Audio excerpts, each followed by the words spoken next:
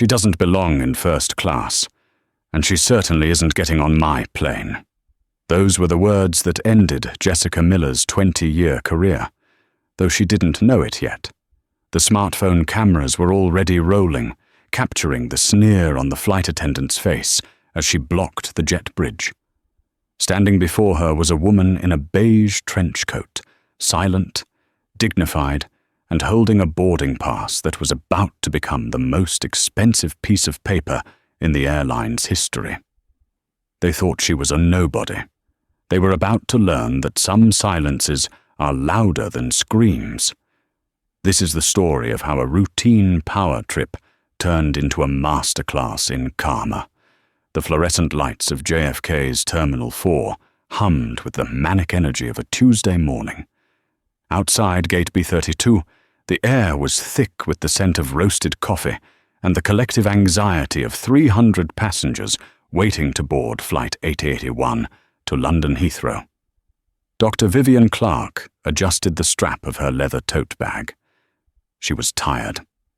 It had been a grueling week of negotiations in New York, closing a merger that would reshape the logistics of transatlantic aviation.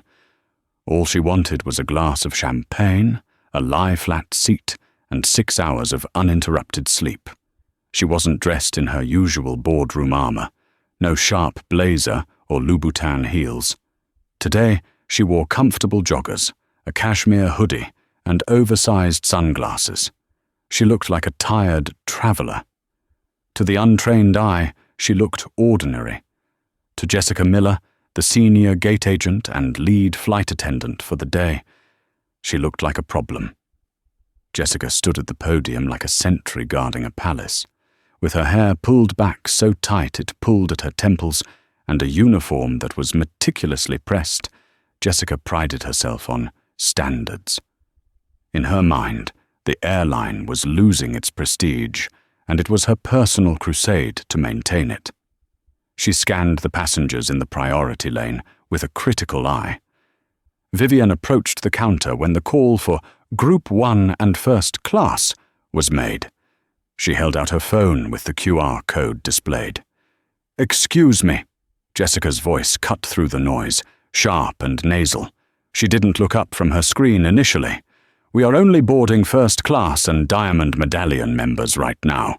Zone 4 and Economy are waiting until the general call." Vivian paused, her phone still extended. "I am aware," she said, her voice a calm, rich contralto. "I'm in seat 2A. Jessica finally looked up. Her eyes did a quick, dismissive sweep of Vivian. The sneakers, the hoodie, the lack of visible designer logos, and most prominently, her skin color. Jessica's lip curled slightly, a micro-expression of disdain that Vivian had seen 1,000 times before. "Seat 2A is a first-class suite," Jessica said, her tone dripping with mock patience, as if explaining quantum physics to a toddler. "Please step aside and check your boarding pass. You're likely in 22A. It happens all the time." "It is 2A," Vivian said, not moving. She tapped the screen, brightening the display. "If you scan it, you'll see." Jessica sighed, a loud, theatrical exhalation meant to signal to the growing line behind Vivian that she was the victim here. "Ma'am, I need you to step out of the line. You are blocking our priority customers." "I am a priority customer," Vivian stated, her voice hardening just a fraction. Behind Vivian, a tall man in a bespoke grey suit checked his watch. This was Richard Sterling, a hedge fund manager who had been tapping his foot impatiently for 5 minutes. "Is there a problem here?" he asked, leaning forward. Jessica's face instantly transformed. She flashed a bright, apologetic smile at Richard. "I'm so sorry for the delay, sir. We just have a passenger who is confused about her seating assignment. I'll have it sorted in a moment." She turned back to Vivian, the smile vanishing like a light switch flipping off. "Ma'am, step aside. Now." Vivian didn't budge. "Scan the boarding pass," she said. "If it's invalid, I will step aside. If it works, you let me board. It's a simple process." Jessica felt the heat rising in her neck. She hated being challenged, especially by someone she deemed unsuitable for her cabin. She snatched the scanner from its cradle, not to scan the phone, but to point it aggressively toward the economy lane. "I don't think you understand," Jessica hissed, leaning over the podium, her voice dropping so only Vivian could hear. "We have a dress code and a conduct code for first class. Even if you somehow used miles to upgrade, I have the discretion to deny boarding to anyone who disrupts the peace or doesn't fit the atmosphere of the cabin. You are causing a scene." Vivian looked around. The only person raising their voice was Jessica. "I haven't raised my voice," Vivian noted. "I just want to board." "Security!" Jessica shouted, waving to a TSA officer loitering near the food court. The escalation was sudden and jarring. The chatter at the gate died down instantly. The TSA officer, a weary-looking man named Officer Higgins, jogged over. "What's the issue, Jessica?" He clearly knew her. They all knew her. Jessica was the gate agent who called security more than anyone else in the terminal. "This passenger is refusing to follow crew instructions and is becoming aggressive," Jessica lied smoothly, straightening her blazer. "I've denied her boarding due to erratic behavior, and she is refusing to leave the jet bridge entrance." Vivian looked at Higgins. "I asked her to scan my ticket for seat 2A. She refused and called you." Higgins looked at Vivian, then at the ticket on her phone. He reached out. "May I?" Vivian nodded. Higgins took the scanner from the desk and beeped the phone. "Green light. Seat 2A, Dr. V. Clark." Higgins looked at Jessica. "It's valid, Jess. She's good." Jessica's face went crimson. The logic of the situation didn't matter anymore. Her authority had been challenged in front of a line of wealthy passengers. To let Vivian board now would be a defeat. She couldn't allow it. "It's not about the ticket anymore," Jessica said, crossing her arms. She was verbally abusive. "I don't feel safe with her on my flight. Captain's orders. Unruly passengers don't fly. She needs to be rebooked." Vivian stared at Jessica, her eyes narrowing. She reached into her bag. Jessica flinched. "She's reaching for something." Vivian slowly pulled out a pair of reading glasses and a small notebook. She wrote down Jessica's name from her badge and the time. "You are making a mistake," Vivian said softly. "Get her out of here," Jessica snapped at Higgins, "or I'm grounding the flight and filing a report that you failed to secure the gate." Higgins looked apologetic. He knew Jessica had the power to make his life miserable with paperwork. "Ma'am," he said to Vivian, his voice low, "please just come with me to the desk. We'll sort this out. Don't make a scene." Vivian looked at the plane, then at Jessica's smug face. She realized that getting on this plane was physically impossible without a physical altercation, which was exactly what Jessica wanted. "Very well," Vivian said. She stepped out of the line. Jessica let out a scoff of triumph. "Finally. Next, please." "Mr. Sterling, so sorry for the riff-raff." As Vivian walked away, flanked by security, she didn't head to the rebooking desk. She took out her phone and dialed a number. It wasn't customer service. "Hello, David," she said into the phone. "Yes, it's Vivian. I need you to pull the manifest for Flight 881 immediately and get the legal team on the line. Yes, all of them." While the queue for Flight 881 shuffled forward, Jessica felt a surge of adrenaline. She felt powerful. She had protected her cabin. She greeted Richard Sterling and the other first-class passengers with excessive warmth, offering to take their coats the moment they stepped on board, trying to wash away the tension of the encounter. Inside the plane, the atmosphere was stiff. Richard Sterling, settling into seat 2F, across from the empty 2A, couldn't shake the feeling that something was wrong. He had watched the whole thing. The woman had been calm. say?" Richard asked, as Jessica handed him a pre-departure mimosa. "That woman, was she really abusive? She seemed pretty quiet to me." Jessica's smile didn't waver, but her eyes went cold. "You didn't hear what she whispered to me, Mr. Sterling. Profanity. Threats. We can't take risks these days. You know how it is." She returned to the galley, where a junior flight attendant, Sarah, was prepping the coffee. Sarah was young, new to the job, and terrified of Jessica. "Jess," Sarah whispered, "I saw the manifest earlier. Seat 2A, isn't that a VIP status?" "It's an upgrade, probably glitching," Jessica dismissed, waving her hand. "Besides, she's off. We have a non-rev pilot who wants a seat, right? Give it to Captain Anderson." "But," Sarah hesitated, "the name on the manifest. Clark. The system had a do not downgrade flag on it." "I am the lead flight attendant, Sarah. I decide who is a threat to flight safety. That woman was aggressive. End of story. If management asks, she was erratic. Back me up, or you'll be on reserve duty for the next 6 months.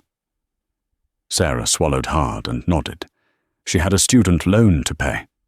She couldn't afford to fight Jessica. Meanwhile, back in the terminal, Vivian sat in the sterile plastic chair of the gate area, watching the plane through the glass. She was no longer just a tired traveler. She was Dr. Vivian Clark, the newly appointed external auditor for the International Aviation Board, and, unbeknownst to the ground crew, the lead consultant for the acquisition of this very airline by the Titan Global Group. She wasn't just a passenger. She was the woman who had been sent to evaluate the airline's service culture before the final signatures were put on a multi-billion-dollar buyout. She tapped her phone. A video call connected. A man with silver hair and a sharp face appeared on the screen. It was Alexander Thorne, the CEO of the airline. "Vivian?" Thorne asked, looking concerned. "You should be in the air. We have the briefing in London at 4 p.m. "I'm not in the air, Alexander," Vivian said, her voice icy. "I have been denied boarding." "What?" Thorne's face went pale.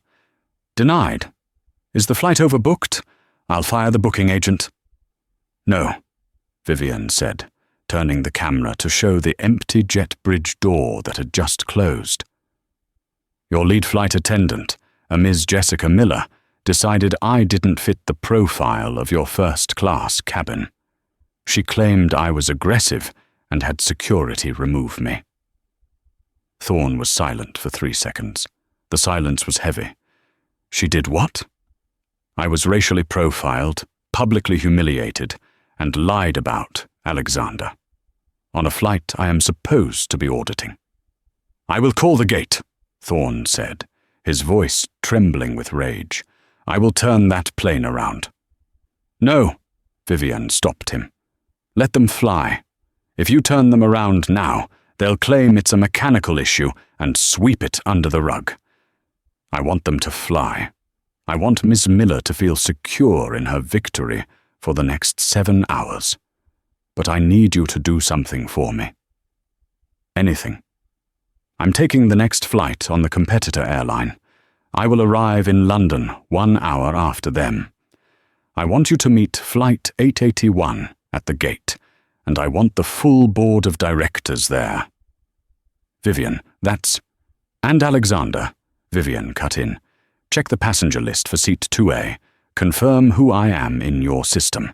I want no ambiguity when that plane lands."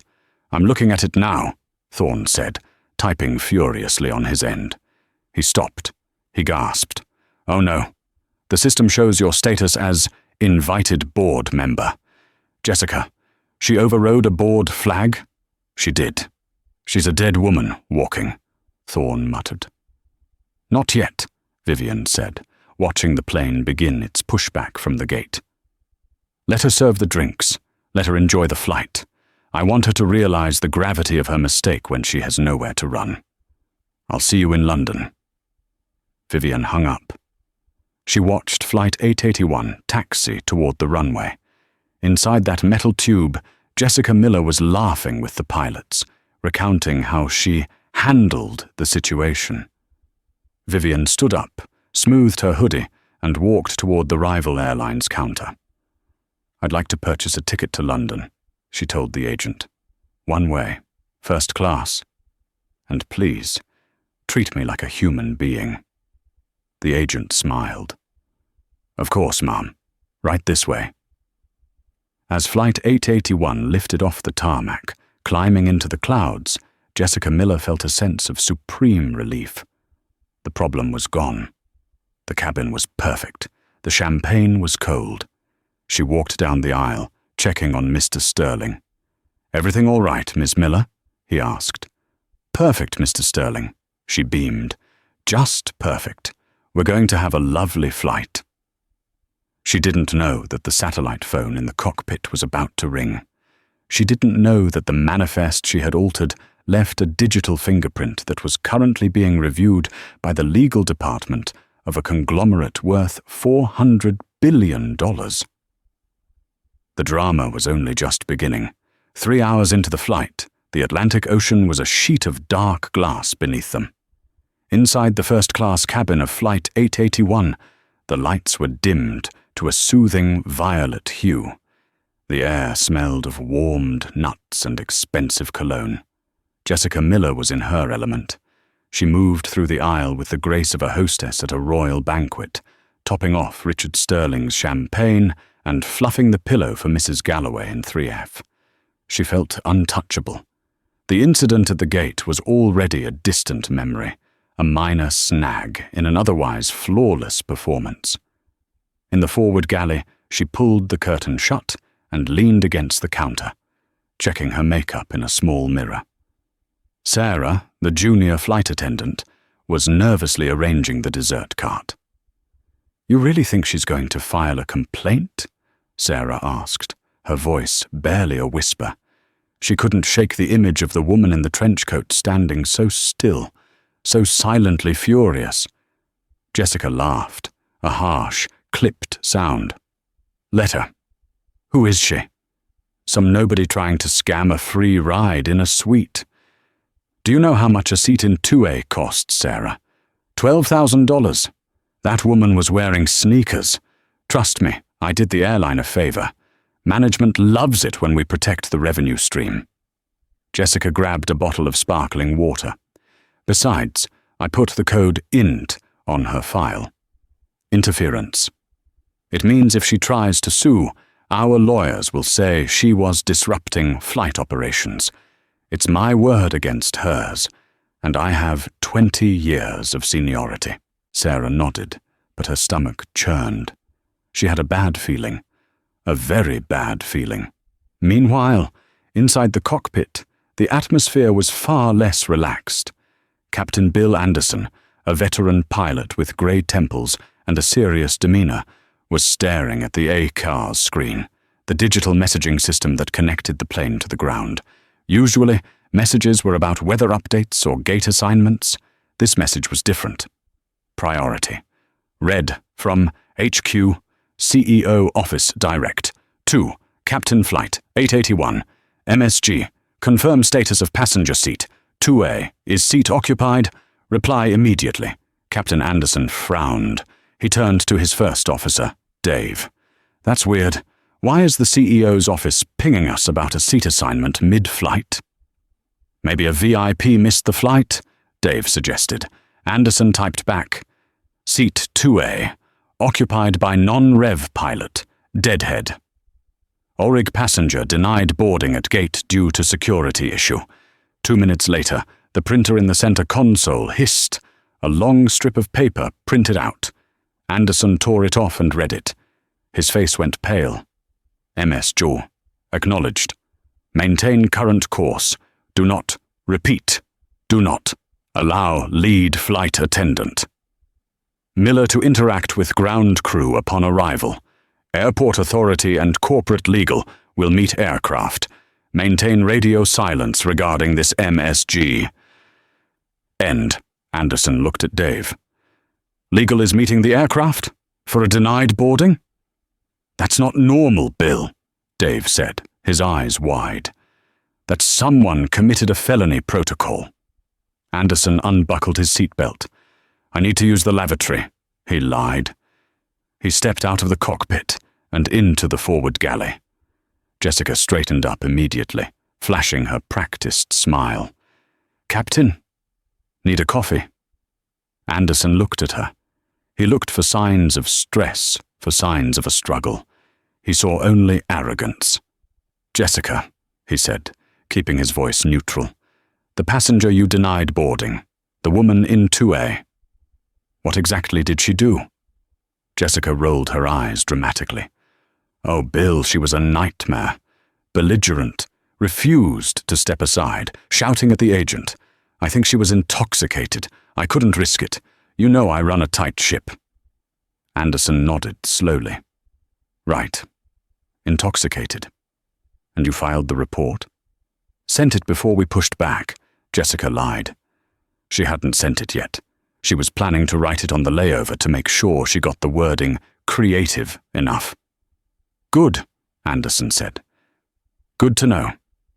He went back into the cockpit and locked the door. He put his headset back on.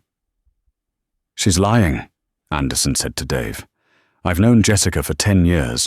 When she lies, she touches her necklace. She practically strangled herself just now. What do we do? We fly the plane, Anderson said grimly. And we pray we aren't collateral damage when we land, because someone on the ground is very, very angry. For the remaining 3 hours, Jessica continued her service, oblivious to the sword hanging over her head by a thread. She even joked with the non-rev pilot sitting in Vivian's seat, a man named Greg, who was enjoying the free steak dinner. Best seat in the house, huh, Greg? Jessica teased. Better than the jump seat. You're a lifesaver, Jess, Greg mumbled through a mouthful of filet mignon. Jessica smiled. She felt benevolent. She felt like a queen. London Heathrow is one of the busiest airports in the world, a sprawling labyrinth of glass and steel. Usually, when a plane lands, the process is chaotic but routine. Taxi, park, bridge connects. Passengers scramble to leave. As Flight 881 descended through the grey English cloud cover, Jessica made her final announcement. Ladies and gentlemen, we are beginning our final approach into London. Please return your seats to the upright position. It has been my pleasure serving you today. The wheels touched down with a screech of rubber. The plane slowed, turning off the runway. Welcome to London, Jessica said over the PA. Local time is 9:15 p.m. As the plane taxied toward Terminal 3, Jessica noticed something odd out of the window. Usually, the ground crew consisted of a few guys in neon vests, holding glow sticks. Today, there was a fleet of black SUVs parked right on the tarmac next to their assigned gate. Wonder who that's for, Sarah said, peering over Jessica's shoulder. Maybe the Prime Minister is flying out? Maybe, Jessica said, checking her hair one last time. Or maybe a celebrity is on the next flight. The plane came to a halt. The seatbelt sign pinged off. Jessica moved to the main door, L1, ready to disarm the slide and open it. She put on her best goodbye face. She knocked on the door window to signal the jet bridge operator. The bridge moved toward the plane. When Jessica cracked the door open, she expected to see the usual ramp agent in a high-vis vest. Instead, she was met by 2 men in dark suits wearing earpieces and a woman in a sharp navy blazer holding a clipboard. Behind them stood 2 officers from the London Metropolitan Police. Jessica blinked. Oh, hello. Can I help you? The woman in the blazer stepped forward. Are you Jessica Miller? I am, Jessica said, her smile faltering slightly. Is there a security issue? Yes, the woman said.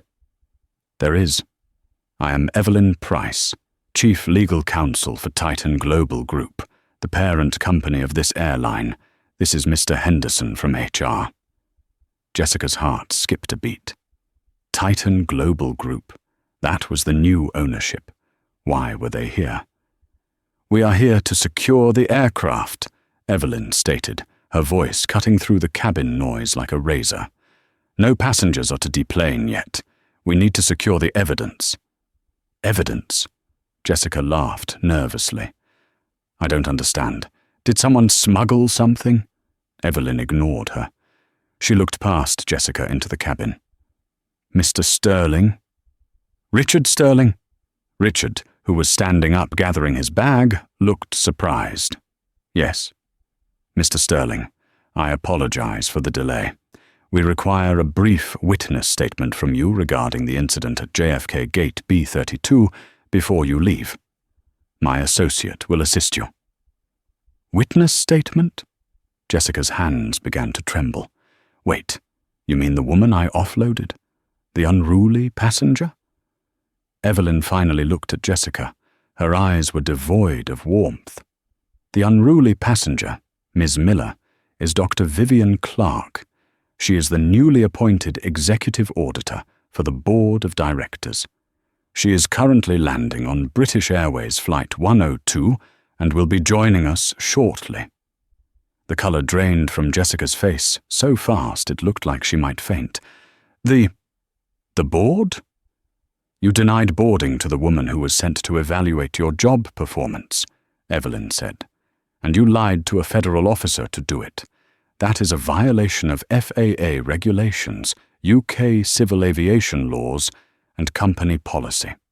She didn't say who she was, Jessica stammered, backing up. She was dressed in a hoodie. She didn't look like a board member. Ah, Evelyn said, stepping onto the plane. So you admit you judged her based on her appearance? Thank you, Ms. Miller. That confession is being recorded on the body cam of Officer Davies here.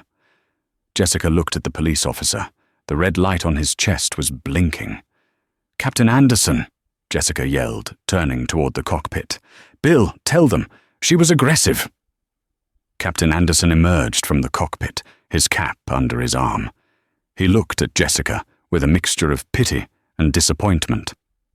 I can't lie for you, Jess, Anderson said quietly.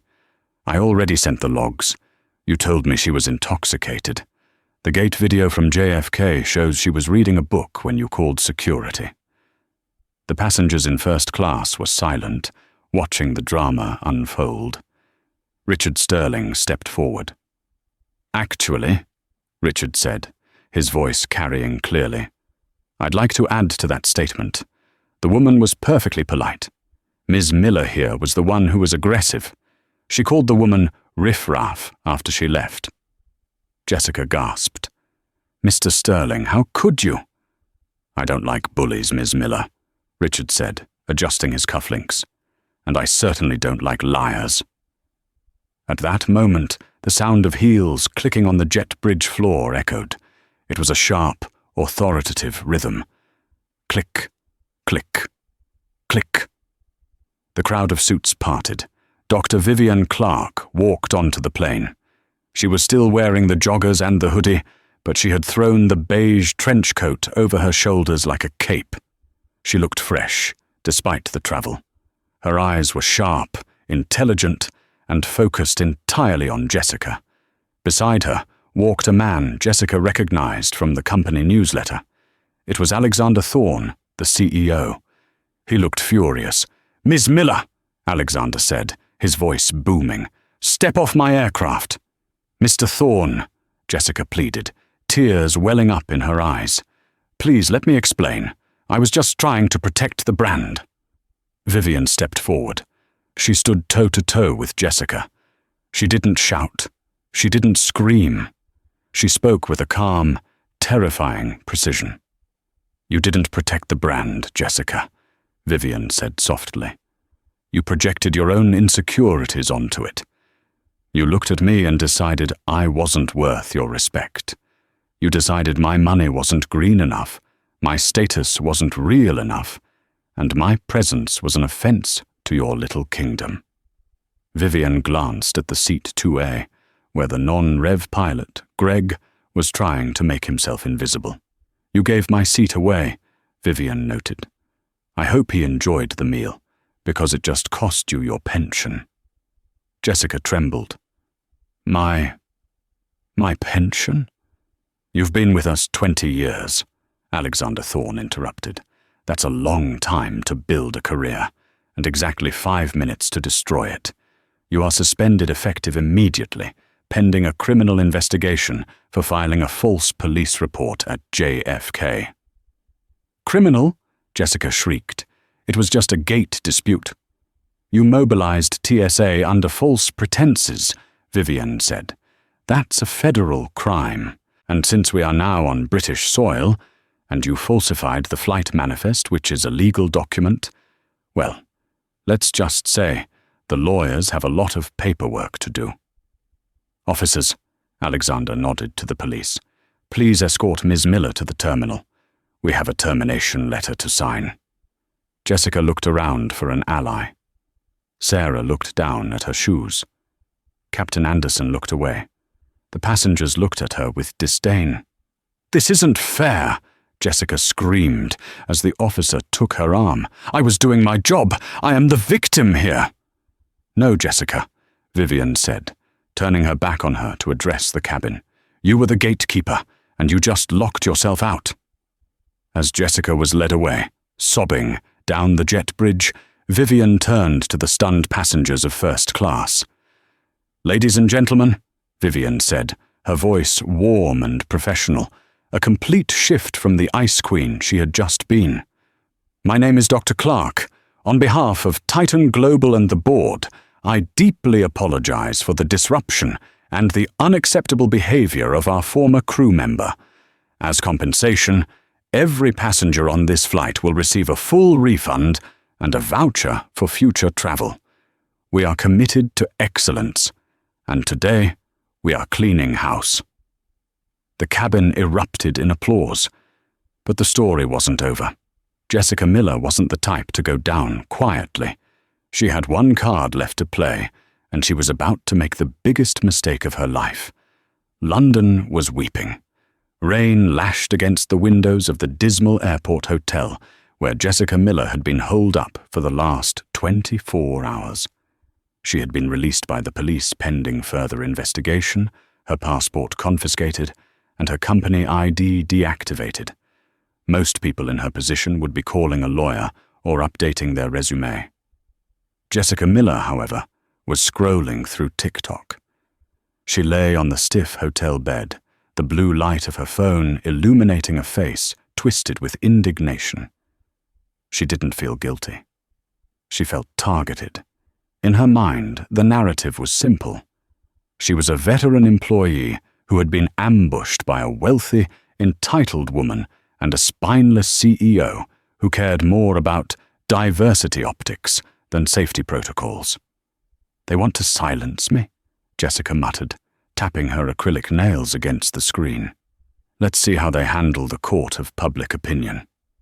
She sat up, turned on the ring light she traveled with for her travel vlog that had a modest 500 followers, and set up her phone. She didn't put on makeup. She wanted to look raw. She wanted to look broken. She hit record. "Hi, everyone," Jessica began, her voice cracking perfectly. She squeezed a tear out of her left eye.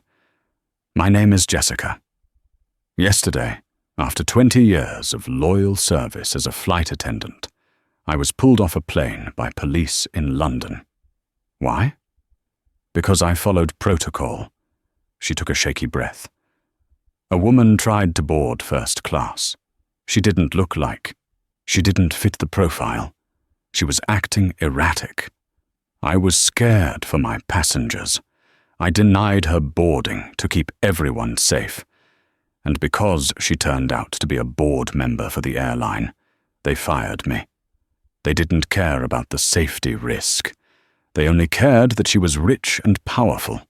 Now, I'm stranded in London, no job, no pension, terrified. Please, share this. Don't let the corporations win." She posted it with the hashtags Yasha Justice for Jessica, Yaska Airline Safety, and Torsus Corporate Bullying. Within 2 hours, the video had 50,000 views. Within 6 hours, it had 2 million. The internet, notorious for its lack of nuance, exploded. Comments flooded in. Boycott Titan Global. They fire heroes. Safety first. Jessica did nothing wrong. Rich people think rules don't apply to them. Team Jessica. Jessica watched the numbers climb, a smug smile spreading across her face. She screenshotted the comments. She felt invincible again. She wasn't just a flight attendant anymore. She was a martyr. Meanwhile, in the penthouse suite of the Savoy Hotel overlooking the Thames, Dr. Vivian Clark was sipping Earl Grey tea. The room was silent, save for the scratching of a fountain pen on paper. Alexander, the CEO, whose full name was Alexander Cross, paced the room, his phone glued to his ear. He looked exhausted. "Yes, I see the video," Alexander barked into the phone. "I don't care if it's trending. No, do not issue a standard apology. If we apologize, we validate her lie. Hold the line." He hung up and looked at Vivian. "She's playing the victim, Vivian. And it's working. The stock dropped 2% this morning. PR wants us to settle with her. Give her a payout and an NDA just to make it go away." Vivian didn't look up from her documents. "And what did you tell them?" "I told them to wait for you," Alexander said, sinking into a velvet armchair. "But we need to move fast. The narrative is getting away from us. People love an underdog story." Vivian finally looked up. She took off her reading glasses. "Jessica isn't an underdog, Alexander. She's a predator who got caught. And predators always rely on the silence of their victims to survive." "So what do we do? Release a statement?" "No." Vivian stood up, walking to the window to watch the rain over London. "Statements are boring. Evidence is compelling. Did you get the footage I asked for?" "Yes. We have the JFK security camera angles, the jet bridge audio, and Officer Davies's body cam footage from the plane yesterday." "Good," Vivian smiled, but it was a cold, dangerous smile. "She wants a trial by social media. Let's give her one. But first, we handle the official business. Is the disciplinary hearing scheduled?" "Tomorrow morning, 9:40 a.m., at our London headquarters. She's bringing a union rep." "Perfect," Vivian said. "Let her walk in there thinking she has the world on her side. Let her think she's untouchable. It will make the fall so much more satisfying." Vivian picked up her phone. She dialed a number. "Hello?" "Yes, this is Dr. Clark. Connect me with legal at Clifford Chance. Yes, the senior partner. I want to discuss a defamation suit. And tell them to calculate damages based on a viral reach of 5 million. We're going for everything she owns." The London headquarters of Titan Global Group was a fortress of glass and steel in Canary Wharf. The conference room on the 40th floor offered a panoramic view of the city, but the mood inside was claustrophobic. At the long mahogany table sat the disciplinary committee, Alexander Cross, Evelyn Price, head of legal, and the HR director. On the other side sat Jessica Miller. She was wearing a modest black dress, looking somber but confident. Beside her was Bob Miller, no relation, a union representative who looked like he'd rather be anywhere else. Jessica had checked her phone in the lobby. Her video was up to 5 million views. A GoFundMe page set up by a stranger had already raised $15,000 for her legal defense. She felt empowered. She leaned back in her chair, crossing her arms. "Let's make this quick," Jessica said, her tone bordering on insolent. "I know my rights. I was wrongfully terminated. I want reinstatement, back pay, and a public apology from the airline. If not, my lawyer, who is watching my TikTok very closely, will be filing a wrongful termination suit." Alexander Cross looked at her with a mixture of disbelief and anger. You seem to be under the impression that this is a negotiation, Ms. Miller. It is not. Isn't it? Jessica smirked. Have you checked Twitter today, Mr. Cross? The world is on my side. You fired a veteran employee for a security check. That's the story. That is a story, a voice said from the back of the room. The heavy oak doors opened. Vivian Clark walked in.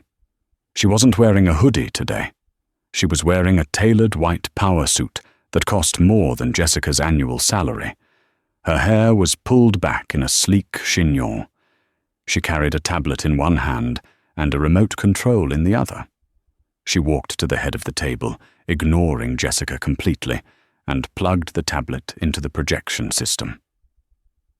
Dr. Clark, the union rep, Bob, said nervously.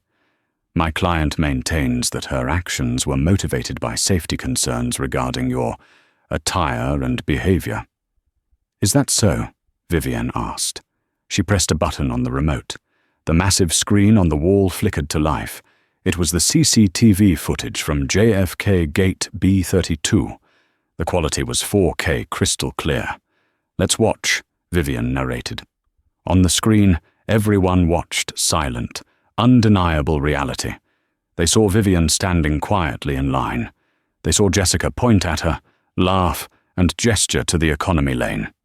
They saw Vivian show her phone. They saw Jessica refuse to look at it. Where is the aggression, Jessica? Vivian asked softly. The video has no sound, Jessica countered, sweating slightly. I told you, you were muttering threats. You called me names. I thought you might say that, Vivian said, which is why we pulled the audio from the microphone at the podium. You know, the one used for announcements. It records everything within 5 feet. Vivian pressed play. The audio filled the room. Jessica's voice, recording. Ma'am, step aside. Now, I don't think you understand. We have a dress code. Even if you somehow used miles to upgrade. Riffraff. Vivian's voice, recording. I haven't raised my voice. I just want a board. The room went dead silent. The union rep, Bob, closed his folder. He knew a lost cause when he heard one. That's edited, Jessica stammered, her face pale. That's out of context.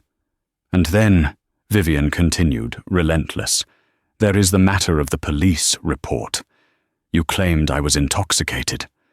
Vivian clicked to the next slide. It was a toxicology report, time-stamped from a private clinic in New York 1 hour before the flight, part of her executive medical checkup required for the merger. Blood alcohol level, 0.010. I was stone-cold sober. You lied to the TSA. You lied to Captain Anderson. And then, Vivian paused. She looked Jessica dead in the eye. Then you went on the internet and lied to 5 million people. Vivian switched the screen to show Jessica's TikTok video. You claimed you were protecting passengers, but we found something interesting in your chat logs with the other flight attendants. The screen changed again. It showed a WhatsApp screenshot from a group chat named Sky Queens. Jessica, timestamp 8:45 a.m. Ugh, some hood rat is trying to get into 2A. Hoodie and sneakers. Probably a drug dealer's girlfriend or a lottery winner. Not on my watch. I'm going to boot her and give the seat to Greg so he owes me one. Watch this.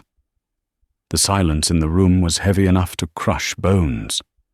Alexander Cross leaned forward. You didn't do it for safety, Jessica. You did it for sport.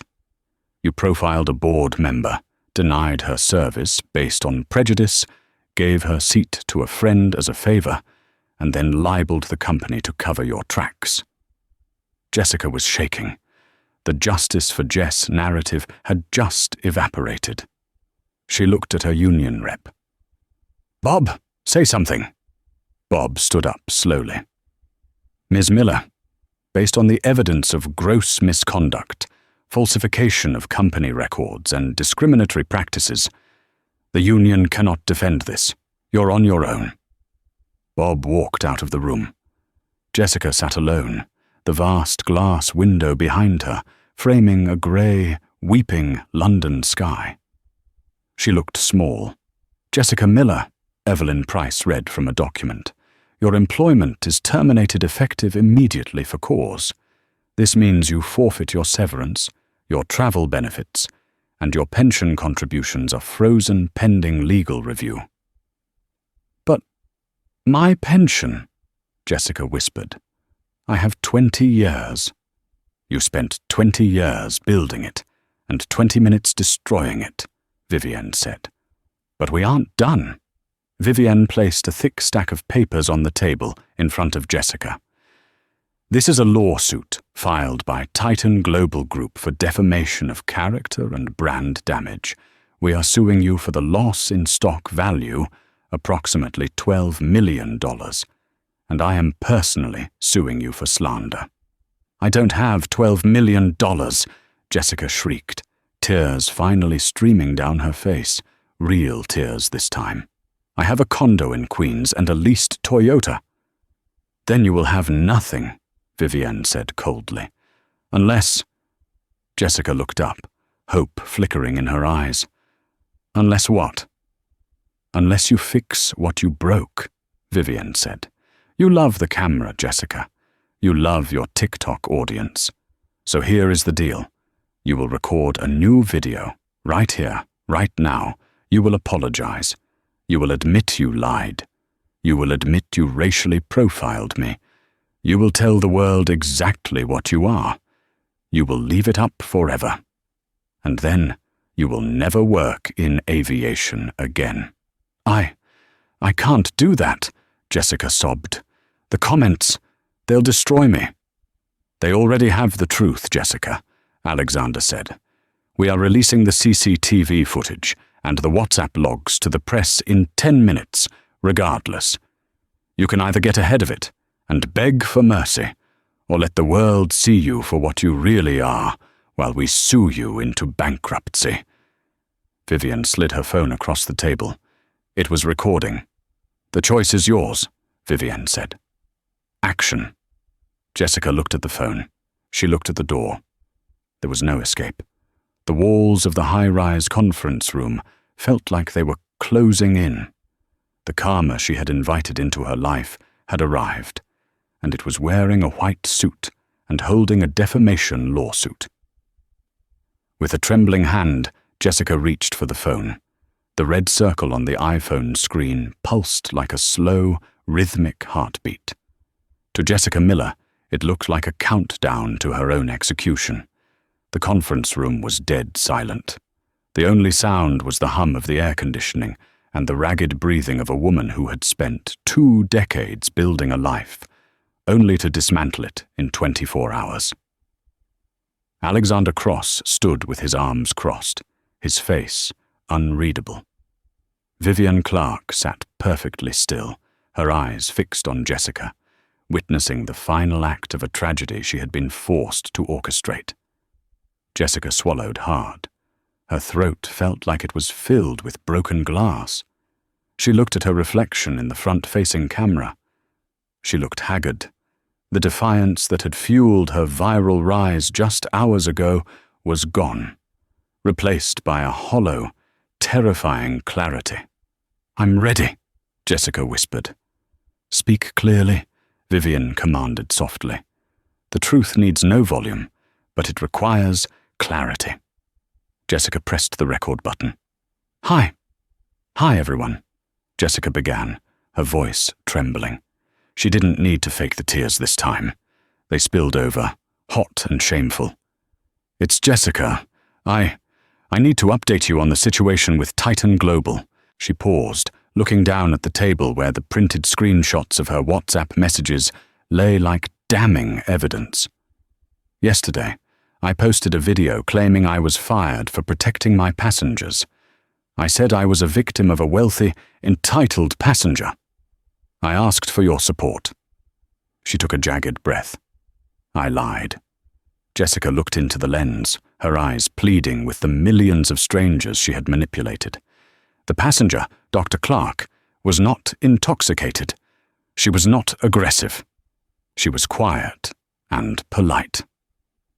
I denied her boarding because I didn't think she looked like she belonged in first class. I judged her based on her hoodie and her skin color. And I did it because I wanted to give her seat to a friend of mine, a pilot named Greg, as a favor. She held up the screenshot of the Sky Queen's chat. Her hand shook so violently the paper rattled. I called her names in a group chat. I bragged about kicking her off. I filed a false police report to cover my tracks. Titan Global didn't fire me because she was rich. They fired me because I broke the law, and I broke the trust of every passenger I was supposed to protect. I am sorry. I am so sorry to Dr. Clark, and to all of you who donated to my legal fund. I will be refunding every penny. Please stop sending hate to the airline. They were right. I was wrong. She reached out and stopped the recording. The silence returned, heavier than before. Upload it, Vivian said. Jessica's thumb hovered over the post button. It felt like pulling the trigger. She tapped it. Uploading. 100%. It's done, Jessica whispered, dropping the phone as if it burned her. Thank you, Jessica, Vivian said, standing up and smoothing her white suit. The lawsuit for $12 million is suspended, contingent on that video remaining public forever. If you delete it, we file the papers the next morning. Do you understand? Yes, Jessica choked out. And Jessica, Vivian added, walking to the door. The aviation industry talks. You are blacklisted, not just here, but everywhere. I suggest you find a new career path, one that doesn't involve power over others. Vivian and Alexander walked out, leaving Jessica alone in the glass tower. She watched her phone light up. Notification? Sarah J. Flyer commented, I knew it, what a fraud. Notification. A travel guy 999 commented, you profiled her. Disgusting. Unsubscribe. Notification. Justice seeker. Refund my donation right now, you liar. The tide had turned. The internet, which had embraced her as a hero, now devoured her as a villain. The comments scrolled by faster than she could read them, a waterfall of vitriol. She had wanted fame. She had gotten infamy. 6 months later, the morning sun glinted off the fuselage of the Titan Global Airbus A350 as it cruised at 38,000 feet en route to Tokyo. In the first-class cabin, the atmosphere was serene. The service was impeccable. The crew moved with a quiet, respectful efficiency. There was a new culture at the airline, one of rigorous inclusivity and absolute professionalism. It was known internally as the Clark Standard. Dr. Vivian Clark sat in seat 1A. She wasn't wearing a hoodie today. She was dressed in a silk blouse and slacks, reviewing the quarterly audit reports. The airline's stock was up 15%. The public relations disaster had been turned into a case study for transparency and accountability. Dr. Clark? Vivian looked up. A young flight attendant, a woman of color named Maya, stood there with a warm, genuine smile. More tea, Mom? Yes, thank you, Maya. Vivian smiled. I just wanted to say, Maya lowered her voice, thank you for what you did. The training, the changes. It's different now. We feel seen, and the passengers feel respected. That was the goal, Maya, Vivian said softly. Safety isn't just about mechanics. It's about dignity. Maya nodded and returned to the galley. Vivian looked out the window at the endless horizon. She had won, but she took no joy in the destruction of Jessica Miller. It was a necessary correction, a balancing of the scales. Thousands of miles away, in a rainy strip mall in Queens, New York, a bell chimed above a door. Welcome to Burger Haven. Can I take your order? Jessica Miller adjusted her visor. She looked 10 years older. The lines around her eyes were deeper, etched by months of stress and public humiliation. She wore a grease-stained uniform that smelled of fryer oil. The customer, a man in a business suit, looked up from his phone. He squinted at her. "Hey," he said, tilting his head. "You look familiar. Aren't you that flight attendant? The one from TikTok? The Karen of the skies?" Jessica froze. Her heart hammered against her ribs. It happened at least twice a week. She couldn't escape it. Her face was a meme. Her name was a punchline. "No," Jessica said, her voice flat, staring at the register. "I get that a lot. Just a resemblance. What can I get you?" "Crazy," the man laughed, scrolling through his phone. "That woman was a piece of work. Glad she got what she deserved. Anyway, give me a number 4 with a Diet Coke." "Number 4," Jessica repeated robotically. "That will be $12.50. She handed him the cup. As he walked away, she caught a glimpse of the TV screen mounted in the corner of the restaurant. It was a news segment on business travel. On the screen, Dr. Vivian Clark was cutting a ribbon at a new airport lounge, looking radiant, powerful, and unbothered. Jessica watched for a second, a bitter lump forming in her throat. She looked down at her hands, chapped from cleaning tables.